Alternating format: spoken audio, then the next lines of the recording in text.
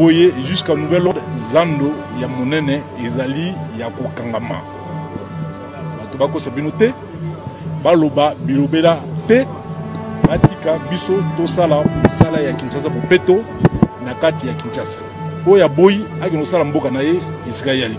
Monsieur le Président, avec tout le respect que je vous dois, en ma qualité de mon bandit à ça, après c'est sa quatrième pouvoir. Moi je vous remercie infiniment parce que au PSABISO presque moi valeur mon de Zaki na société.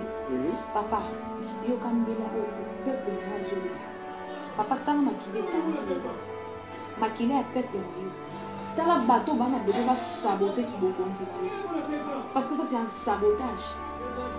Parce que na régime ancien, babiloko bino bo sala na kala mo lo sala moté. Papa fungola miso. Fungola miso. Tala makile à peuple na yo sopa.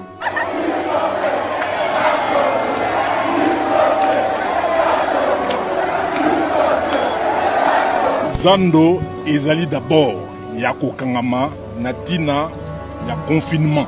Mais là, le singa, les logos tout ça, le 8. Le logo le 8. Lobby. Le 9, Gentini Ngobila démission. Parce que j'en ai marre. À côté de tenir ma propos ou en athée. Donc, mon histoire Gentini Ngobila a démissionné.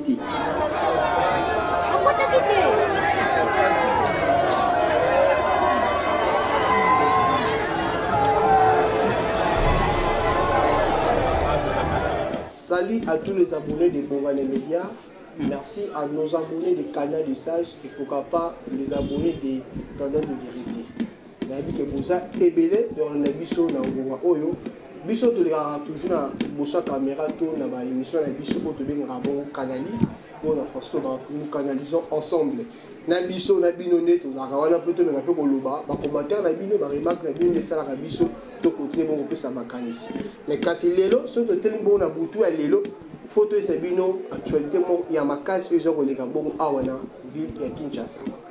Kebi bien que biso na Gombe na biso ville ya Gombe to commune ya Gombe la ville ya Kinshasa na kata commune ya Gombe ezaki bongo confiné. Marché central marché ya monene to benga Zando une partie to une grande partie ya marché Zando et arabo na Gombe. Et ça y que bandeko no surtout ba tekra na Gombe bandeko no surtout ba sala musala na Gombe bandeko no surtout ba beta couple na marché ya Zando bazaki pena confiné moi basala musala ezate bise de katanaki mais kasi lelo bazaki décision bakitana Zando po base déconfiné bango moko pompiaka ezali bazo kufa énorme na covid-19 bazo kufa bo na nzala ndeko la bazaki lelo décision bakoma bongo kuna na marché central na Zando po ba meka ko se découvrir ba bazunga misala na bango mais kasi na kokitana bango kuna des autres dans le cas de Salemi et Bakoufi, on a eu de peur de vie, Makila, Bazoki, tout ça. Raison pour laquelle Tobité, Bisoula Papandisango, toi me rappelle que le Belango et le Mouna Baninga, on a plateau, tous abonnés na la divambela, autre me rappelle que fille morito, qu'on le rappelle bien, tous abonnés na ange noir, mais ça vie, il y a peu de années, la plateau, auto me rappelle que le Bela, parce que Tobo Sénaté, Maloba, oh, Argentina, Loba qui que. Zando et nous a toujours confiné jusqu'à nouvel ordre si basi sa misala oya roboya asala mokilinai. Voilà dans ce mot na côté ici ba invité na on peut à ma droite comme on parle de femme d'abord je commence à toi la diva Mbote. C'est un chaîne biso on mais attends aussi pas parce que ba on est biso maintenant déjà ba pena voler bito.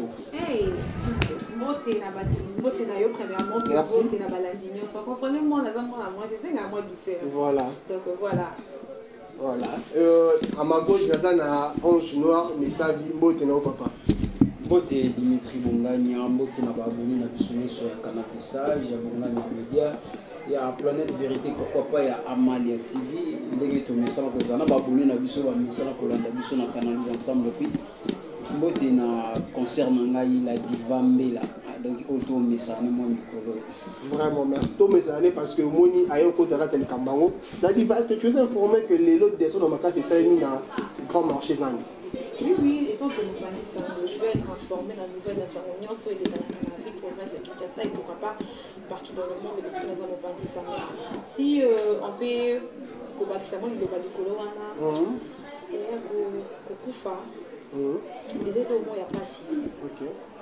Bolani Bolamo qui va trouver 5 à 3 à Bango, mais ils ont été tués à bout portant. Ça fait tellement mal. On a même du mal à parler, man. Pour le Benanzon qui est là, Néonanga. Total qui bon vidéo, peut pas dire bon moi je pas la vidéo, oh gentil dans le baquet. Gombe, to marché sans déjà toujours confiné. Or Boya, on s'amu qui n'habite. Nalobi boye jusqu'à nouvel ordre Zando ya monene ezali ya kokangama. Bato bako sabino te, baloba bilobela te, batika biso to sala ya Kinshasa bupeto na kati ya Kinshasa. Oya boyi akino sala mboka na ye isika yaliki. Malobana, comment tu le juges? Parler déjà dans le bas, à chaque fois qu'on est dans le bas, que tu as dans le bas, basé dans le sens humanisme, ou basé dans la République démocratique du Congo. Laisse-moi un peu parler dans l'autorité, disons, l'autorité, soit disant l'autorité, ça n'engage que par rapport aux cas actuels dans la vie des Congolais. C'est déplorable. Gouverneur. La personne de Gentini Ngobila, la présidente de la République, mais comment un parent on a peut-être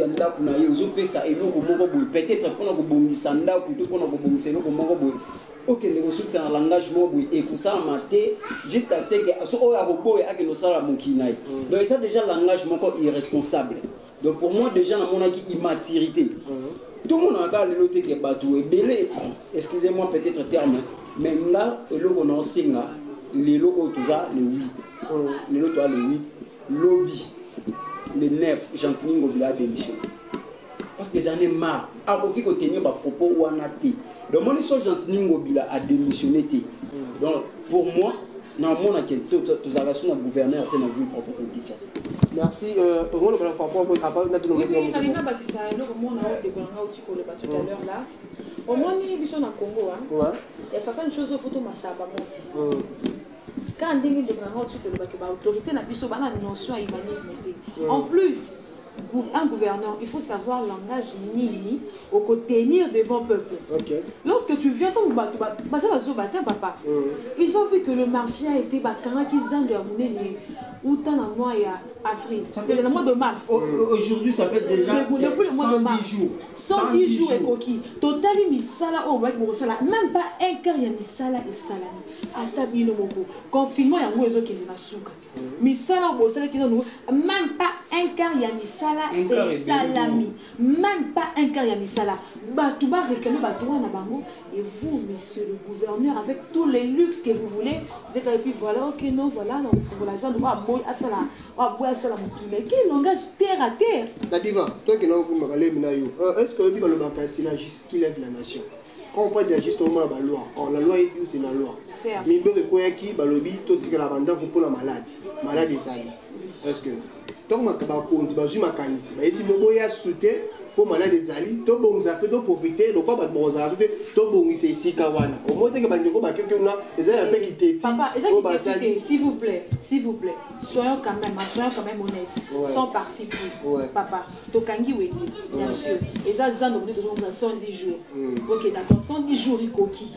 Même pas, j'insiste, même pas un quart ya bisala et salemi. Ba toi na ba ma bomate, donc ba pekisa to fana, donc to fana kit. Zan de ba no te kate.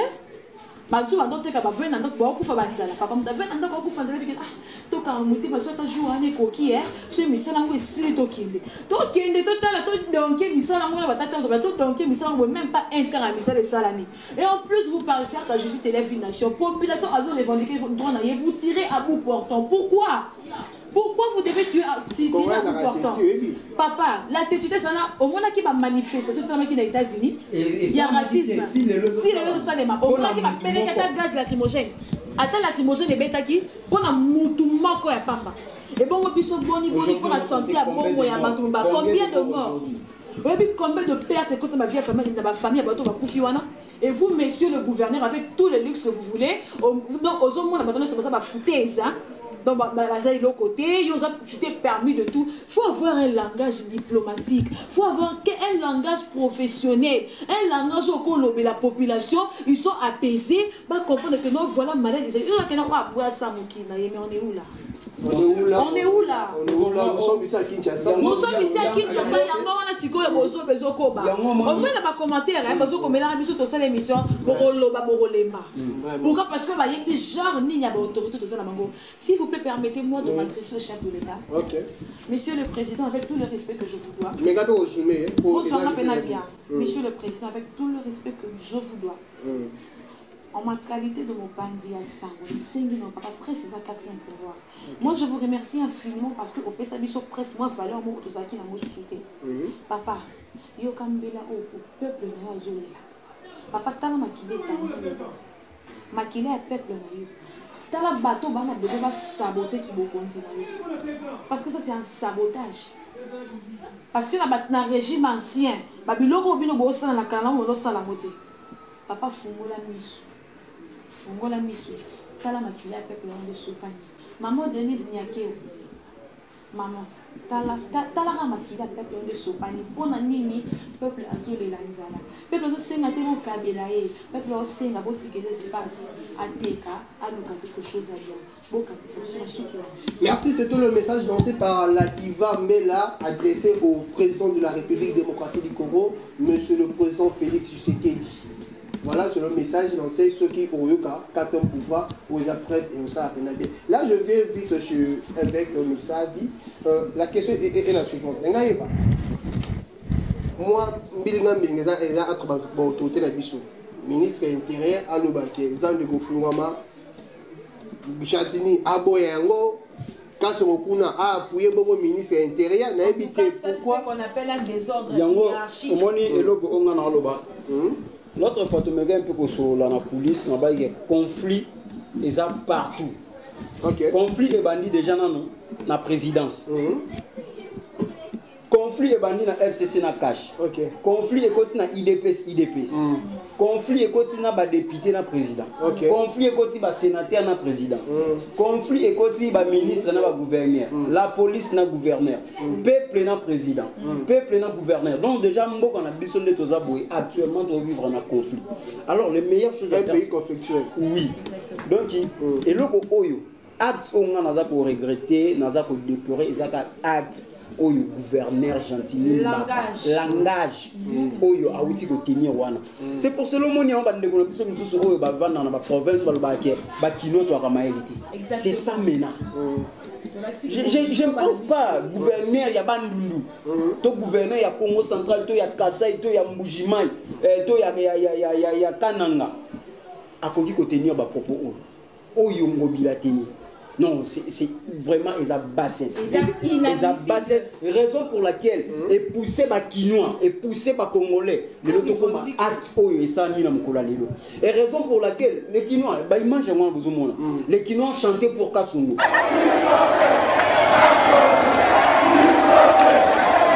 Kassungu même lui-même.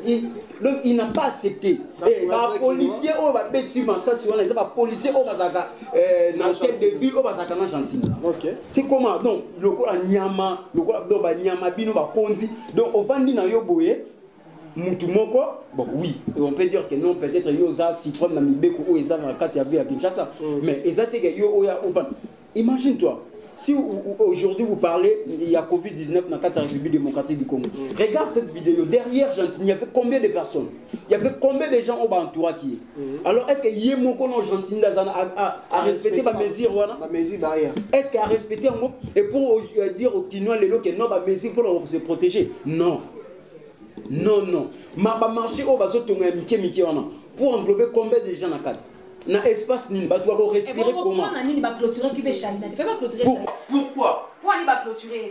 Il a fallu que moi on comprend c'est n'importe quoi. La puissance il y a un désordre au niveau de la hiérarchie. Désordre et zamakasi. Tout le monde est chef, tout le monde donne des injonctions comme il veut. Ce qui moi mémoire les animaux, moi mémoire les animaux sont qui sima. L'histoire du couloir qui boute. Couloir qui boute avec le monsieur Kanyama. Le monsieur est venu le matin, il fait une jonction que non, on doit arrêter et tout et tout. Nous collons couleur avec couleur au foison des autres. Est-ce que vous avez une autorité qui a la lampe pour un lobby? On n'a pas dit, on a contrer. Ça ne se passe pas comme ça. Yokana. Comment est-ce possible un gouverneur, un vice-président, il y a un vice-ministre qui a Yokana? Bon, je pense gérer le commandant. Et na commandant ya ville ya Kinshasa. Ce qui pose la police. On gérer biso ndenge nini. Surtout ça un peu makila moto ko na ngabo ni bisa biso et ça passe si comme on a peuple de nos kufa. Tous ceux qui revendiquer pas droit na biso. Mais posons bon ma biso attirer à bout portant pourquoi? Pour le disperser ba donc qui c'est moyen de gaz là. Pour tirer ma gaz. Comment bateau de perdre des fils parce qu'on doit réclamer bateau là-bas. Ton le bagatou le jour. Nous ne demandons pas au gouvernement de nous créer des cantines. Autant que dans la toliaka non. Toi on a posé ça peuple on a posé ça votre qui est à exercer métier naïe à nous canaï qui na tout le jour est azur allié. Ne pas se bon faire c'est mon papa qui soit caméra constant na zone dans monnaie au moins na kama baya batie que qui pas bien en recomboni na yebité. Oui ça là mon côté ça là malheureusement. Na mi ça là qui même pas un quart de salami, s'il vous plaît. Même pas un quart. Pour notre population, Azazo, on a moni bongo, s'il vous plaît. Laissez-nous. Mon peuple, mon peuple, en Congo, tu vivras en prison. Ok. Si nous ne sommes pas libres, nous ne sommes pas libres parce qu'un peuple libre, c'est un peuple capable de revendiquer par droit et comme il n'y a pas d'autorité pour trouver des solutions. Yo papa osé ça pendant que non oya boy asala mokina ye. Et donc on rébellion. Voilà pourquoi bande la mission intérieure ba benga biso ba kinois bazoba. Pourquoi? Parce que tu dois avoir un langage diplomatique. Et tant que gouverneur de la ville, on sous-entend que tu as suffisamment été à l'école, tu as le diplôme au le barabal. On sous-entend que tu as tout ça, tu as toutes les potentialités. Il y a cause la gouverneur de la ville. Il y a moi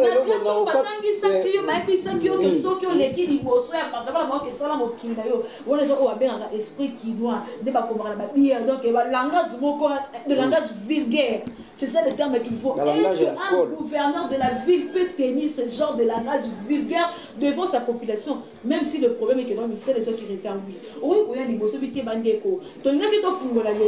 mais si on peut s'habiller ce mois 2 ou 3 jours. Pour apaiser la situation. Hier, en tout cas, moi je regrette Léandre Kibouda. Vraiment. Moi je regrette les hauts sommets. Parce que au moins le haut sommet, même si pour tout lorsqu'il descend, il apaise la situation de la population et bétélier ma beau. Pourquoi? Parce que le langage malgré tout ce que malgré pas ça ma faiblesse, mais pas son ça qui était mais côté en tout cas il coup de chapeau à lui parce que allié pas qui vous sala pour faire la mission du campo s'il vous plaît. Non la diva ngai nasono ko lukana baksa na yiba oka moni loba mo mke o lobi ke hotel la mission du campo. Alors c'est pas encore le moment ya loba le souki bater la mission du campo. Alors la justice va faire son travail. Au moins, on a interpellé le Moko. Au moins, le directeur du cabinet, le président de la République, Azan a prison à Makala, Azan pour ça, pour un dossier, que justice est ça. Mais justice, ça n'a pourquoi pas, et qu'on se souvenait de Makambo et les gars na Yumbi. Moi, je suis de Maïndomé. Exactement. Et Gentini Ngobila vient de Maïndomé. Qu'est-ce que Gentini Ngobila ça dans le cadre de Maïndomé? Ce qui Maïndomé a coqué, on même pas. Bon, ville, mon est le roi Kinshasa où? Na situation où ils allaient. Alors, justice, elles sont en et mais quand nous sommes en un dossier à Yumbiwa. Et dans le dossier à Yumbiwa, parce qu'avec Balangage, directement, tout le monde qui est Balangage, on doit tenir, assez capable de commissaire Makambo et les gars qui sont à Yumbiwa. C'est vraiment déplorable. Nous avons un langage diplomatique.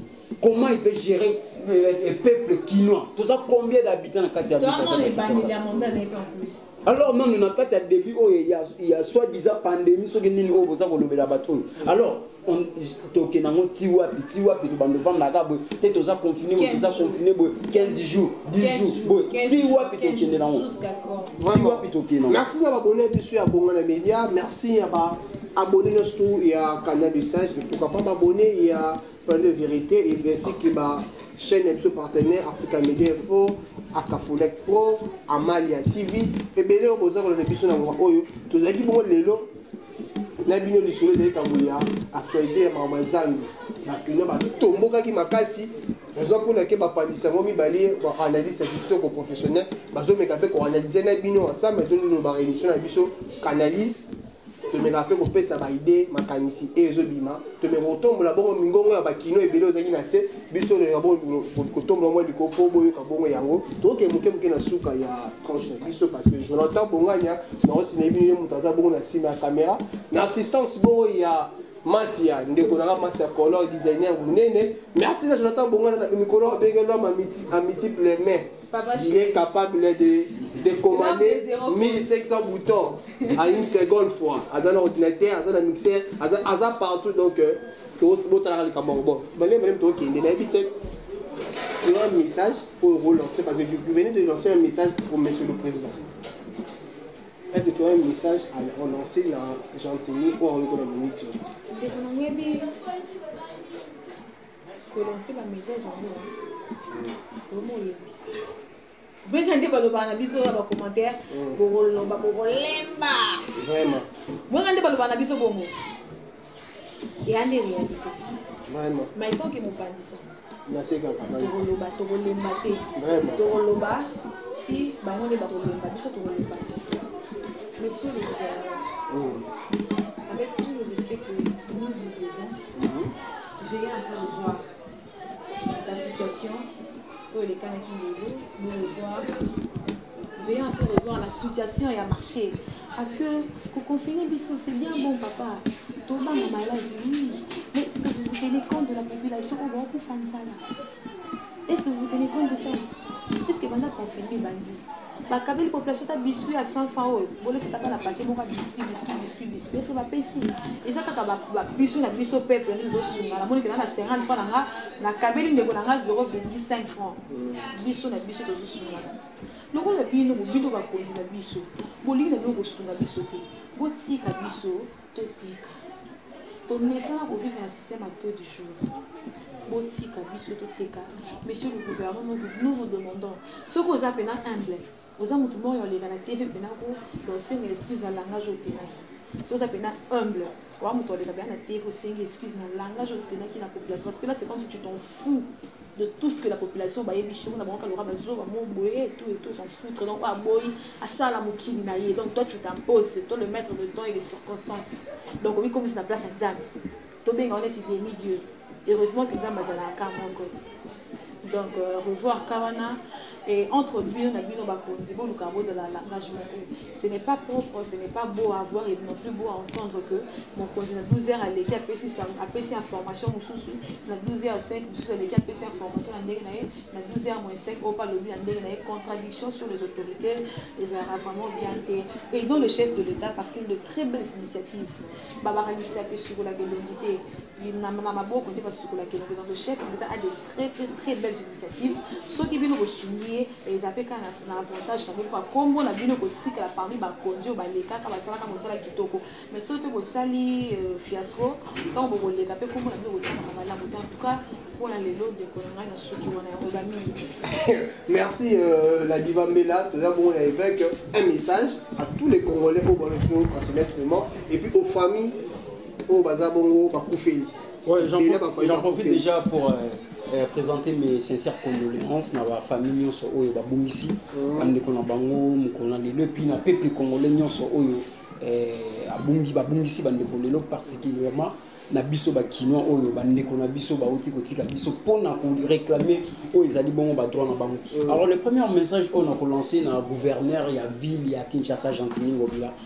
Messieurs les gouverneurs, na kosola na yo pena lokola biso bakinoa bazoba na komeka mpe koyebisa yo loko moko oluka koyeba na langage o tenir wana déjà eza langage moko lisusu ya mabe makasi oyo poussé pena kinoa akende na kati ya mabe ti na koluka mabe ekoma ndenge ekomi lelo eza langage moko kitoko te. Alors pour moi ndenge concerne nga uti koluba a lancer message soki okoleka obomisa langage no menga na kusenga na yo mukona lobby o démissionner au démissionner au tika pena et bon na pour et sengeli na yote et kokani na yote donc bon moto na yo na musala o ba peso e kokani na yote donc ils ont courage à démissionner ba konzi na biso ya Congo boza na courage soko koki elo côté le bana tiki bo lu ba koza ba égoïste té.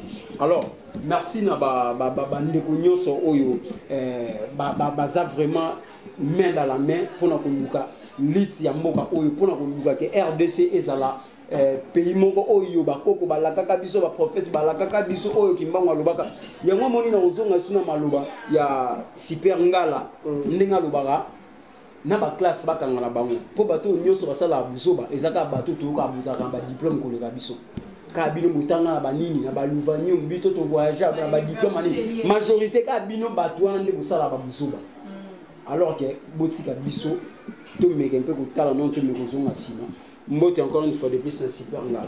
Merci. Un dernier mot.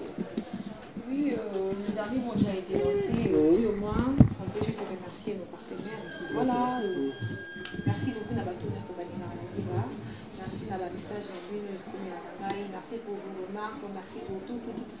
Ma remarque n'a plus soutien à bien ça que Naziba Azala. Si je peux dire grand merci à l'honorable Moine de Radia pour le mystérieux, merci beaucoup. Merci beaucoup à mon confrère Sam Kazabile nécessaire. Merci beaucoup au maréchal Steve Mbouye. Et merci beaucoup à Junior Lobo ainsi que à Antidote des Baffeurs, mais merci aussi à celui qu'on appelle. En tout cas, il avait dit cette fois-ci que tu as un combo de dérangement et l'audience, c'est l'église au Tangi Combo dans laquelle on a Facebook. Merci beaucoup à la Fondation FAC. La Fondation FAC, Fondation Aridi Kaombo. Tu sais, il y a des Congolais qui sont gentils. Des ministres, des députés, des lotés, et loko ba député, ba ministre, coup de chapeau papa, Aridi Kaombo, FAC Fondation. Dédicace à toi, merci de Fernando Lambinga et mes condoléances les plus attristées na la famille Wotikobu qui s'abandonne en tout cas de la minute qui est nos âmes de nos héros reposent en paix, de nos vaillants héros. Parce que Bango va défendre la cause valable, que leurs âmes reposent en paix. Donc voilà. Ok, merci évêque notre Yorotika Bazali. Non, bah tu as pour dire que na bazate mais ezara qui a eu bisaba kino to lembati quand on est tous à la base tout ça ma casse tout comme on va tamailler les petits comme mailler merci na bande de biso so parce que na biso na technique wana ba mona na temenga na ndeba yiba et ton so ba comme na bango merci à Jonathan Bongania on la benga ka box donc il y a et pourquoi pas à Paul Olinga depuis les États-Unis il y a maman qui fait là mais on a lancé un message, on a profité de lancer un message dans le biso Yoshi là ça nous a masala et ça merci Yoshi Gangala Yoshi Bamula ça nous a masala merci la bino non se poser qui est belé dans biso to wa bikolo tout comme ceux qui y a battu belé botoni bongo na Asie na Amérique na Afrique na Europe vous avez besoin de biso merci na o batala ki biso na téléphone na bango na ordinateur na bango na télévision na bango pour passer biso temps pour fumuler ki bongo TV na biso pour continuer biso na norme na bino en tout cas merci na profiter de l'occasion aussi na bongo bolimbisi na bando oyo ba moni peut autre bagi mabe et toucher ki bino c'est beaucoup bolimbisa biso merci na bando oyo boko tire ko komela biso na ba commentaire parce que ba commentaire na bino nde sala ka biso to avancer et pesa biso sur makanisi kito boko tine ko commander boko tine ko komela biso boko tine ko benga biso ba numéro zo affiché na ciel ezaki bongo le lisolo ya ba ndeko kinwa oyo ndeko na biso la divambela abengi ba vaillant héros ba meka pe ko kelemela na cause moko za importante pour na makambo na bango en tout cas merci na bandeko nyonso surtout au bon na ngwa oyo la cinq merci la technique aux équipes dirigée par Jonathan Bongana l'homme à multiples mains capable de commander 1500 boutons à une seconde à un ordinateur à la table de mixeur à des caméras 3 caméras en tout cas on a évité moi tout mutaboué dans zoé web merci à mon papa Apo Bongana pour tous ses soutiens merci à ma fiancée Lucie à mon âge l'étoile de la presse congolaise. Donc, il y a une minute pour la vie perdue.